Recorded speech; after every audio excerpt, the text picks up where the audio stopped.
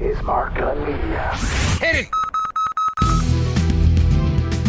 Welcome to Gunshots Straight from the Hip. I'm your host, Mark Gunn. The views expressed on this program are those of the host and guests and not necessarily reflective of anyone or any entity associated with this broadcast. This episode is brought to you by the Mental Health Coalition and the Black Health Alliance. As we wrap up this year and head into the next, we invite you to give a big you to 2020. But not just any you, a you for a cause. Let's start with a giant you COVID-19. You for taking my job. Sorry, furloughing my job. Furloughing? You. You for closing his school. Yeah, you. You for canceling our wedding. You to the toilet paper hoarders. You to all the people in 2020 who said all lives matter. All lives will matter when Black lives matter. You, Derek Chauvin. And a double you to the killers of Breonna Taylor. Arrest those. Speaking of murderers, murder hornets. What? Murder hornets. That's a thing? I've had it with these on this computer. You New Zealand, you think you're better than us? Well, you are. You anyway. I don't care who you voted for. This guy. You, Karen. You, Karen. You, Karen. 2020. You. You for taking RBG. And Kobe. And John Lewis. You for taking my grandmother. 2020. This message brought to you by the Mental Health Coalition and the Black Health Alliance. Log on to mentalhealthcoalition.org and blackhealthalliance.ca for more details.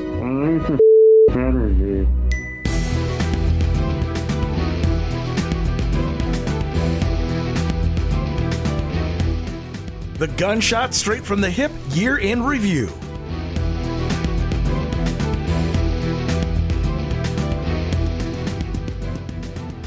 To say that 2020 will go down in history as one of the worst period in period history period is a severe understatement. And it actually all started back in November of 2019 when a walking sack of crap was elected president of the United States. This would not end well. We're going to take a look at the year that was. Not a whole lot of positives out of it, but just a reminder as to where we could end up again if mouth-breathing knuckle-draggers are allowed to vote. I mean, not that you can keep them from doing it, but hey. Let's start with January. Right around January 13th, we were introduced to a virus that would become the start of the deadliest pandemic in American history. The first case of the deadly Chinese coronavirus making its way to the U.S., a Washington state man testing positive for the deadly virus. According to the CDC, the man in his 30s flew home to Seattle last Wednesday, infected but not yet symptomatic. According to officials, shortly after arriving in Seattle, he began feeling ill and reached out to his healthcare provider on Sunday. 24 hours later, his diagnosis was confirmed by the CDC. The man entering the country before federal health officials began screening travelers from the city of Wuhan, one of the busiest transportation hubs in central China, and where the outbreak began. Patricia Dowd of San Jose was 57, in good health, and then in early February, she was the first known COVID-19 fatality in the United States. This mom has just been named victim number 1. Patricia Dowd was the first American to die from COVID-19 on February 6th. The 57-year-old tech executive thought she was suffering from a routine flu. She was working from home in Santa Clara, California, when her daughter found her dead. It was initially ruled a heart attack, but only now, following an autopsy, are doctors discovering that she was, in fact, the nation's first COVID-19 fatality. So now we're dealing with the COVID-19 virus and well over 300,000 deaths, and the hits just keep on coming. Also in January, in a fiery helicopter crash, we lost one of the greatest basketball players of all time, Kobe Bryant, and his 13-year-old daughter, Gianna. Good evening. Welcome to ESPN SportsCenter. Zuba Mahenti. I'm Michael Lees. Breaking news in this Sunday afternoon. 5-time NBA champion, former league MVP Kobe Bryant died earlier this afternoon in Los Angeles in a helicopter crash. News reports are just coming in among multiple victims. Kobe Bryant on that helicopter. There's been maybe one or two other times when the world simply stopped. God bless his soul and his daughter and everyone who was on that helicopter, man. It just make you think about people in the world. And, man, we love him. Let's honor Kobe, Gianna, and the other lives that were lost yesterday by following his example. Love your family, love your teammates, and outwork everyone else in the gym. As the world continued to grieve Kobe's loss, arguments about wearing masks or not wearing masks popped up all over the country. Never mind that the leading disease expert, Dr. Anthony Fauci, preached the value of wearing the masks. There should be universal wearing of masks. There should be, to the extent possible, social distancing, avoiding crowds. Outdoors always better than indoors, and be in a situation where you continually have the capability of washing your hands and cleaning up with sanitizers. I feel that universal wearing of masks is one of 5 or 6 things that are very important in preventing the upsurge of infection and in turning around the infections that we are seeing surging. You had people that simply refused to wear them for the most ridiculous of reasons. We will get together and do a citizen's arrest on every single human being that goes against the freedom of choice. Every single one of you have a smirk behind that little mask, but every single one of you are going to get punished by God. You cannot escape God. Much of our communication is nonverbal, which includes facial expressions, gestures displayed, and the physical distance between the communicators. How will young children be able to know who the dangerous deviants are, like pedophiles and people in the human sex trafficking? You did not listen to we the people. I haven't worn a mask yet. I'm not wearing it today. Besides, despite what you guys do up here today, I'm not wearing one tomorrow. I was born free. I will stay free. My rights come from God, not from you. I'm not wearing it. You're going to have to hold me down and put it on me. I don't wear a mask for the same reason I don't wear underwear. Things gotta breathe. Now, you know these mouth-breathing, knuckle-dragging idiots are taking their cues from the head idiot in charge, the soon-to-be-evicted tenant of 1600 Pennsylvania Avenue. You know, a lot of people think that goes away in April with the heat. You said it was going to go away in April. You said when it warmed up in April. I said it's going away, and it is going away. You're going to lose a number of people to the flu, but you're going to lose more people by putting a country into a massive recession. A few weeks ago, you say this was just like a flu. What have you learned? I didn't say 2 weeks ago it was a flu. You know what I say? If they don't treat you right, I don't call. If they don't treat you right, I don't call. These are direct quotes, sir. Are you saying that the administration is requiring these industries to create these products, or just asking? So far we haven't had to. You just said that you haven't had to require companies to up their production of medical supplies. But you said last night you invoked the DPA. I don't believe you need 40,000 or 30,000 ventilators. You said New York might not need 30,000. You said it on Sean Hannity's Fox News. You said that why don't you people act? Let me ask you. You said why don't you act in a little more positive? It's always trying to get you. 2020 also marked another year in which black bodies were unsafe in any spaces. 3 high-profile murders of black people saw America come to a racial reckoning.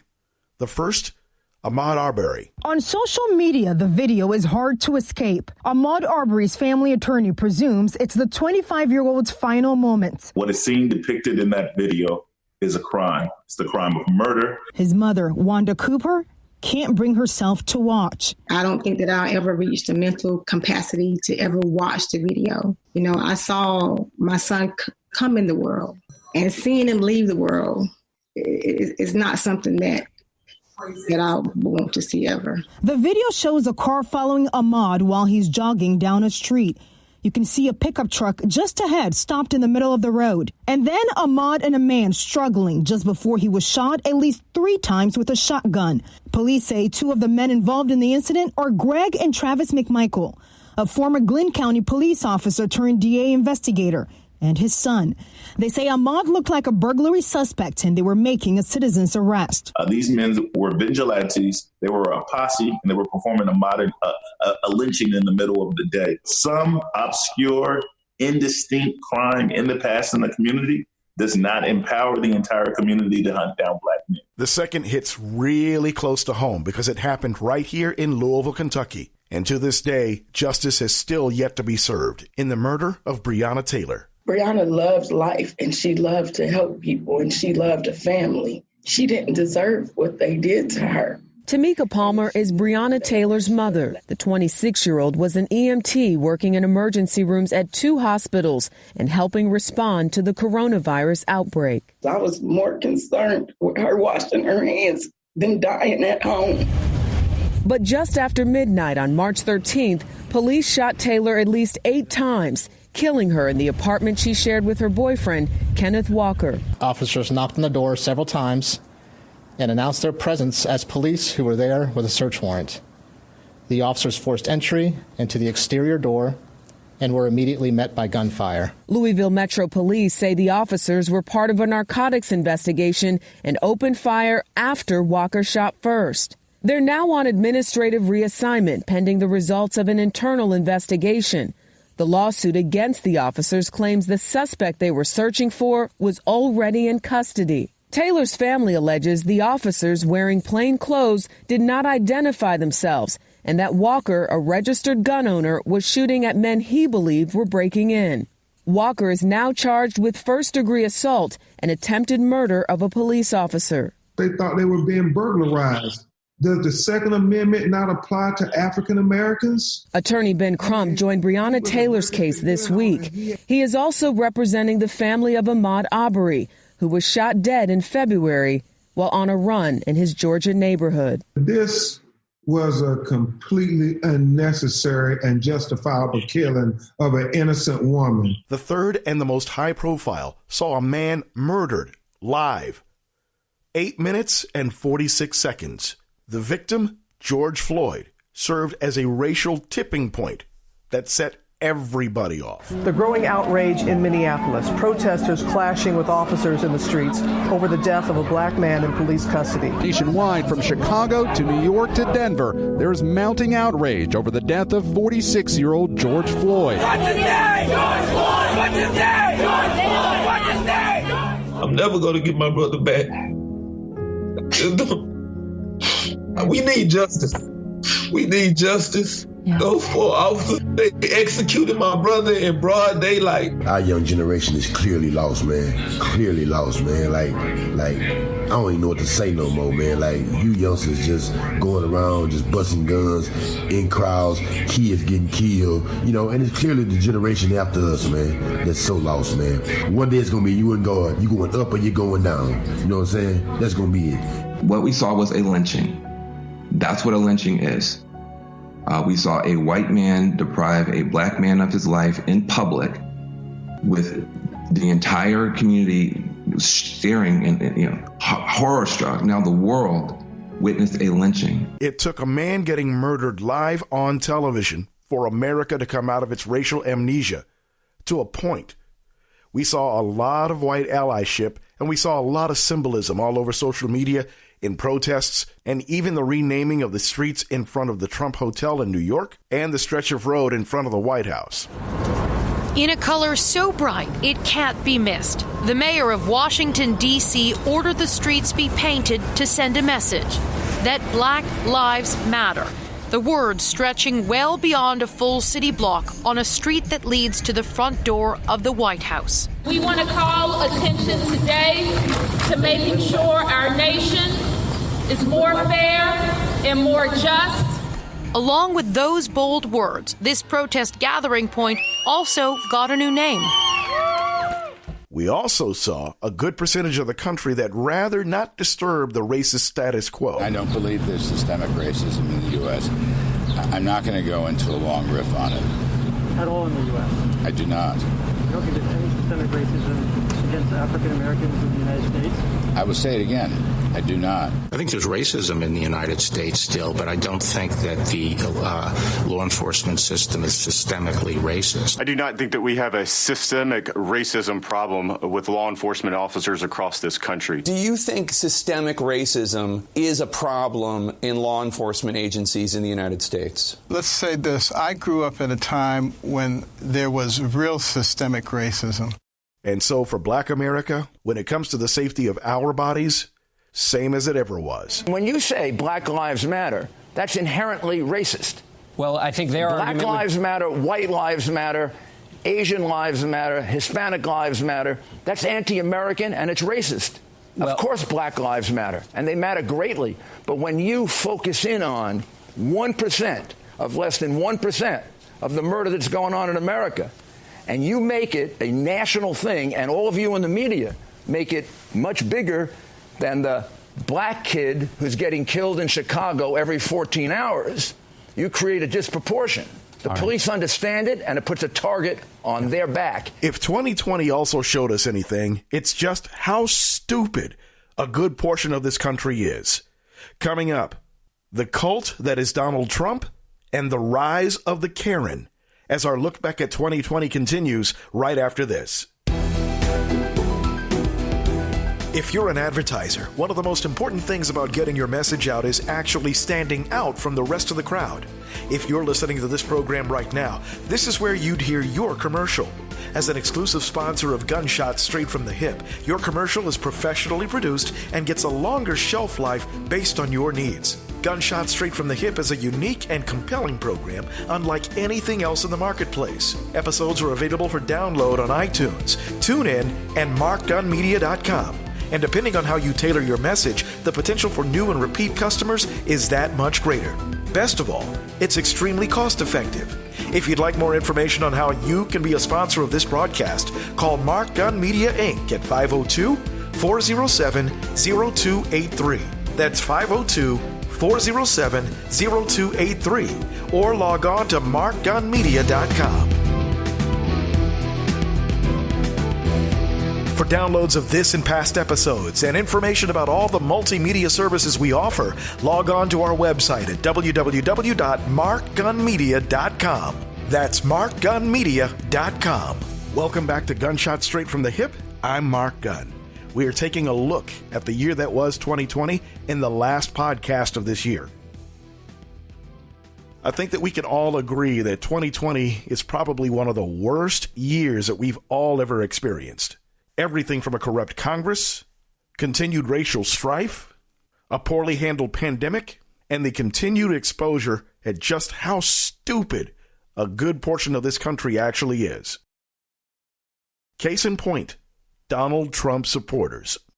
These are the knuckle-dragging mouth breathers that actually bought into the con man as president. And despite all the evidence of wrongdoing and incompetence, their unshakable faith in this idiot has the rest of the country and the world scratching their heads. Lots of late-night TV shows have had fun at their expense. One man in particular had his finger on the pulse of Trump supporters and was able to find out over the last year what makes them tick. That man is Jordan Klepper.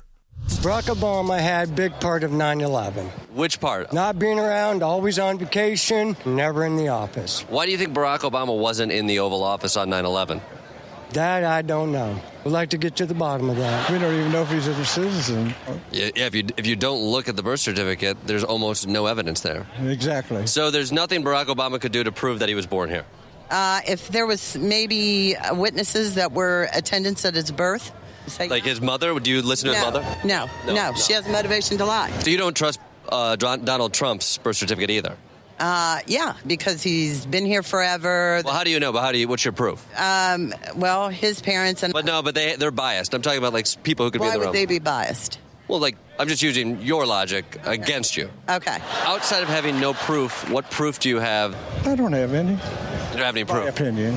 Your opinion. And what's your source? Just Facebook or Twitter. I mean, everything. So you'll look at like facts and bull. You'll put it all together. Exactly. Obama is a Muslim. He's a terrorist. Nobody will ever tell me different. Do I have proof? No. Do I have articles? No. But your mind is made up without any information. My mind is made up. I don't think the media really portrays all the African Americans that support Donald Trump as much as they do. So what should we be portraying? Where are these African Americans? When you literally look out across the 400, 500 people here, we don't see any. They'll wave. Wave, white people! Yeah. It's like a Dave Matthews concert. Except Dave Matthews actually has African Americans in his band. Tell me when you see somebody who is not white. Here, right here. Thank you, brother.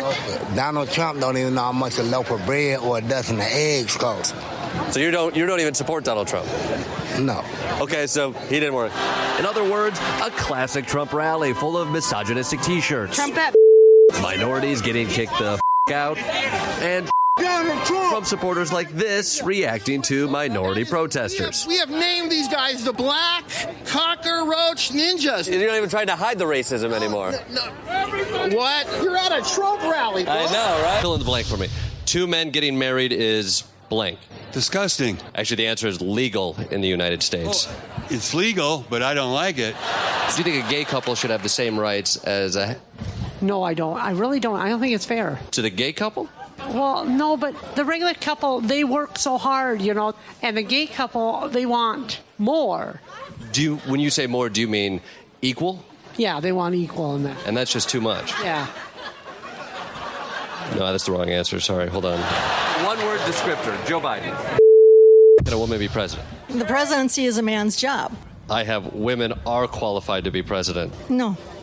A female has more hormones. She could start a war in 10 seconds. If she has hot flashes, whatever, boom. Haven't all wars been started by men? Yes. Whenever I hear president, I think of man. It's a man's job.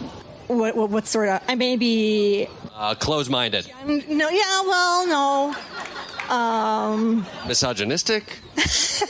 No. You're voting against your own interests. That's it. Thank you very much. These extreme nations, they don't treat women with respect. We treat women with respect here. Yes, we do. That's an American ideal. Yeah. Tell me about your shirt. Well, what's it say? It says, Hillary, but not like Monica. Hilarious. So we were talking about treating women with respect. It's an American ideal that we treat women with respect. We don't even see the irony in it. Is there anything Trump could say that could come on up that would make you not vote for him? No. No matter what he says or does, I will vote for Donald Trump. Well, if he said the N-word, would you still vote for him?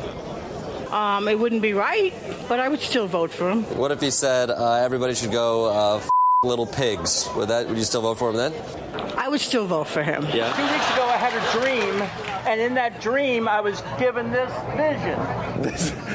You had a screen printing dream? Your dream told you that Trump is going to win, and then Ivanka, and then Don Jr., and Eric. Tiffany is going to win in 2048, and then Barron. Great. Who's in Donald Trump's way going forward? The only people that would be in his way are other Republicans trying to get in office. Yeah, he's evolved this presidency into a dictatorship that we could all understand. Exactly. I've read the transcript for not verbatim, but I've read the transcript, meaning like I've watched everybody read it on the news. I haven't seen the transcript. You know that's not what reading the transcript means. But you watch people read the transcript. Right. I haven't personally read the transcript. Have you read the transcript? No. I have. Spoiler alert. He asked a foreign country to interfere in our election. It's crazy, right? Yeah. I don't have time for, reading all the, impeachment, all that, but... How long have you been waiting out here for Donald Trump? Since 8 o'clock. Hours. A lot of free time. Absolutely. Read the transcript. Read the transcript. Yeah. Did you read the transcript? I don't have to. Everyone else has. I can read it if I need to, but... Right, yeah. But it's important that everybody reads the transcript. It is very important. Pay attention and think for yourself. Yes.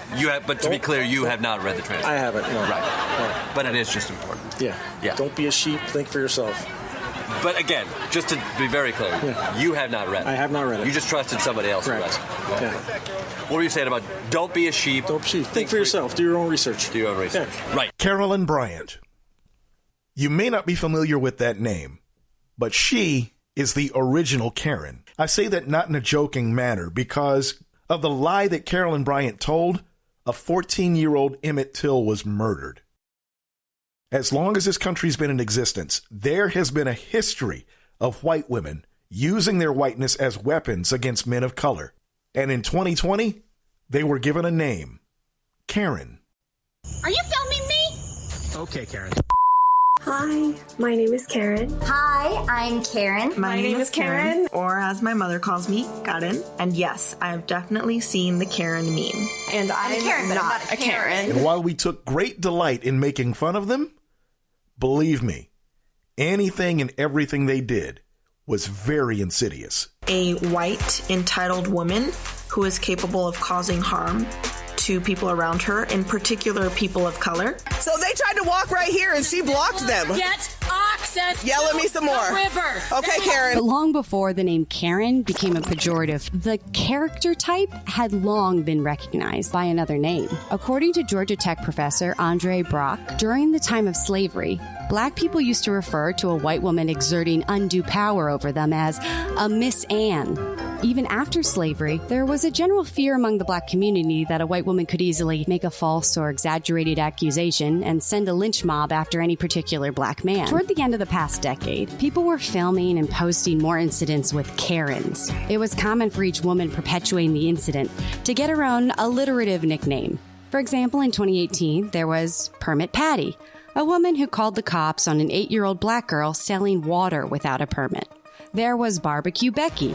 This lady right here wants to sit here and call the police on them for having a barbecue at the lake as if this is not normal. It's nothing to do with their race. It seems like a new Jim Crow going on because for some reason every time I see it, Black people are the ones targeted. The most Karen-y Karen, however, is Amy Cooper, a New Yorker who called the cops and said a Black birdwatcher was threatening her life after he asked her to put her dog on a leash. That same day, George Floyd was killed by Minneapolis police officers. People began linking the racism of Karens like Amy Cooper to wider and more lethal instances of systemic racism and police brutality. In 2019, Oregon passed a bill to punish racist 911 callers, attempting to put a stop to people like the Central Park Karen. In July, a San Francisco supervisor introduced the Karen Act, which stands for Caution Against Racially Exploitative Non-Emergencies. Hopefully, with some reflection and change, this type of racist person can be a thing of the past. Let's all work together and kill Karen. I mean, not the person, the need for the meme. Kill the need for the meme. That, the Karen in quotes. You get it. You get it. I'll stop now. As further proof of just how badly 2020 sucked, here's a list of some of the celebrities that we lost this year. Perhaps the one that had the biggest impact was Kobe Bryant. Supreme Court Justice Ruth Bader Ginsburg. Legendary actor Kirk Douglas. For my money, the one and only James Bond, Sean Connery. Country music legend Kenny Rogers.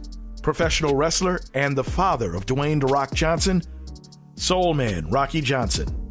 Smiling down from Wakanda, Chadwick Boseman. Legendary comedy writer Carl Reiner. The architect of rock and roll, Little Richard. Legendary TV host Regis Philbin. Rock guitar god Eddie Van Halen. Actress and singer, most notable for her role in Good Times, Janae Dubois. And professional wrestlers Kamala and Shad Gaspard. As we get closer and closer to January 1st, a couple of things to look forward to. One, the fact that this year is gone, done. We've got a chance to start fresh with a clean slate.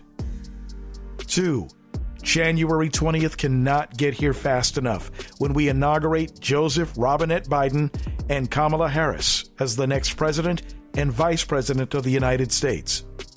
And three, we have to spend the rest of 2021 getting rid of the stench of Donald Trump and his corrupt administration. And it's my fervent hope that those politicians that enabled him and his criminal organization will also be brought to justice. And may I never, ever hear from a Trump supporter ever again. That's our look back at 2020.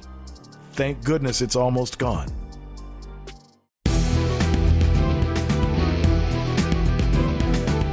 You've been listening to Gunshots Straight from the Hip. The views expressed are those of the host and guests and not reflective of any business entity or anyone associated with this broadcast. If you have any comments or want more information on how to be a sponsor, log on to our website at markgunmedia.com or call us at 502-407-0283. That's 502-407-0283. Thank you for listening. Mark Gun Media. No hype, no hoopla, just damn good work.